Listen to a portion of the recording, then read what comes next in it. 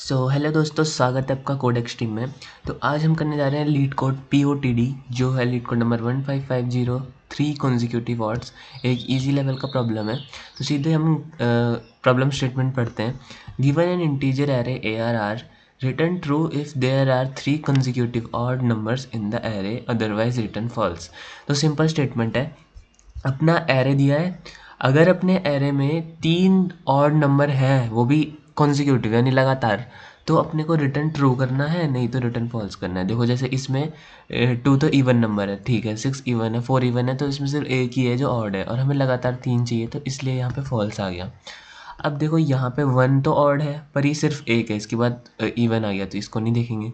अब इस केस में भी देखो ये ऑड है लेकिन इसके बाद इवन आ गया।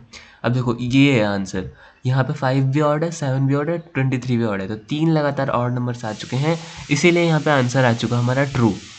तो ये क्वेश्चन बहुत सिंपल है।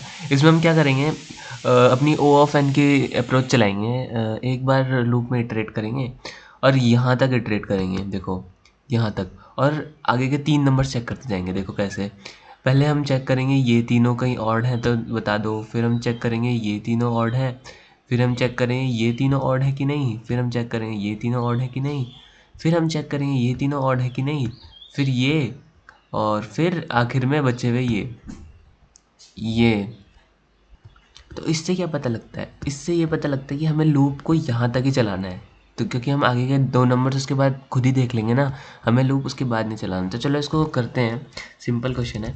Int n equal to ARR dot size निकाल लिया हमने, ठीक है। अब सिंपल लूप लगाएंगे for int i equal to 0, I should be less than n and i plus plus, ठीक है। अब हम चेक करेंगे सिंपल कि इफ़ ARR का i percent two not equal to 0, ठीक है, एंड ARR का i plus 1% two not equal to 0, and ARR का i प्लस 2%, ओ शिट मैंने कोई ऊपर लिख दिया, i plus 2% two not equal to 0, ठीक है। तो क्या लिखा मैंने, ARR का i percent two not equal to 0, ARR का i plus 1% two not equal to 0 and ARR का i plus 2% two not equal to 0, यानी ये 3 लगातार ऑड। अगर ऐसे मिल गए हमको तो हमको सिंपली क्या करना है, रिटर्न ट्रू कर देना है।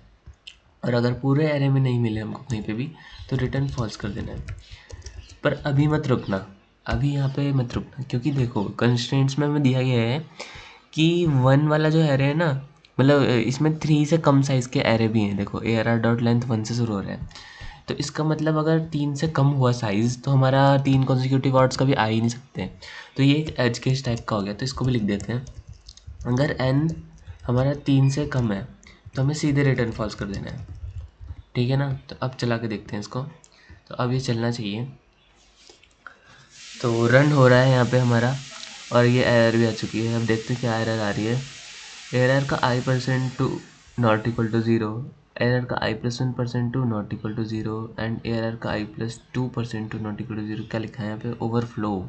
अच्छा देखो मैंने जो बोला वो मैं खुद ही नहीं करा। देखो n-1, n-2, n-3, हम n-3 तक चलाएंगे अपने i को, ठीक है ना, n-3 तक चलाएंगे अपने i को। तो गलती करके पता भी लगा होगा आपको कि ओवरफ्लो कैसे आता है ना। अब देखो एक्सेप्ट हो चुका है, तो सिंपली इसको सबमिट करते हैं। तो अब ये सबमिट हो जाएगा। तो देखो इसकी कॉम्प्लेक्सिटी सिंपल है कि ओ बिग O ऑफ n रहने वाली है, क्योंकि हम सिर्फ एक लूप में ट्रेड कर रहे हैं। तो उम्मीद करता हूँ आपको समझ आ गया होगा, बहुत इजी क्वेश्चन था। तो थैंक्स फॉर वॉचिंग।